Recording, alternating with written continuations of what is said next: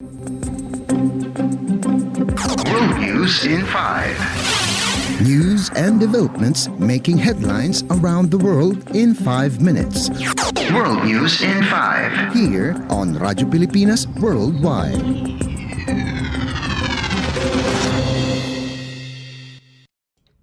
Good day. This is World News in 5 here on Radyo Pilipinas World Service. A bipartisan group of United States lawmakers introduced legislation to give China's ByteDance about 6 months to divest popular short video app TikTok or face, a U.S. ban seeking to tackle national security concerns about its Chinese ownership. The bill is the first significant legislative move in nearly a year toward banning or forcing ByteDance to divest the popular app after Senate legislation to ban it stalled in Congress last year in the face of heavy lobbying by TikTok. Mike Gallagher, the Republican chairperson of the House of Representatives Select China Committee, and Representative Raha Krishna Murthy, the top Democrat, are among more than a dozen lawmakers introducing the measure, which is expected to see an initial vote on Thursday. The bill would give ByteDance 165 days to divest TikTok, which is used by more than 170 million Americans, or make it unlawful for app stores run by Apple, Google, and others to offer TikTok or provide web hosting services to apps controlled by ByteDance. The bill would not authorize any enforcement against individual users of an affected app, however. A White House National Security Council spokesperson called the bill an important and welcome step, adding that the Biden administration would work with Congress to further strengthen this legislation and put it on the strongest possible legal footing. World News in 5. Here on Radyo Pilipinas Worldwide.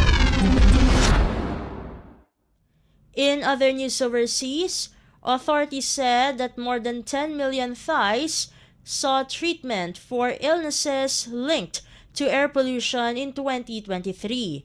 The data from the National Economic and Social Development Council or NESDC come as Thailand's air quality is worsening. Widespread farm burning and forest fires, notably in the country's north, often create a noxious smog at the beginning of the year. The start of 2024 has already seen a jump in cases of pollution-related diseases compared to the previous year. From 1.3 million in the first 9 weeks of 2023, the number of people seeking treatment for pollution-related illnesses increased to 1.6 million at the start of 2024. It is noted that Thailand has a population of about 72 million.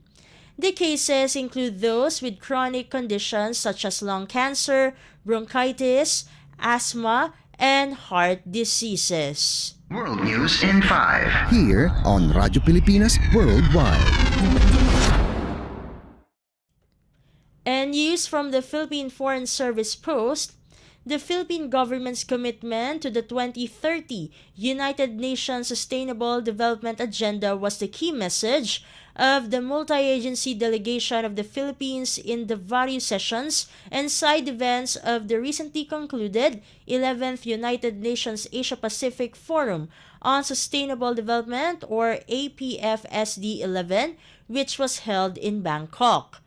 Officials from the Department of Environment and Natural Resources or DENR, Department of Trade and Industry or DTI, Department of Agriculture or DA, Commission on Human Rights, and the House of Representatives were guided by the country statement delivered by National Economic and Development Authority or NEDA Undersecretary Rosemary De Leon as the head of the Philippine delegation on the Philippines' steadfast commitment to achieving the 17 Sustainable Development Goals or SDGs despite the challenges.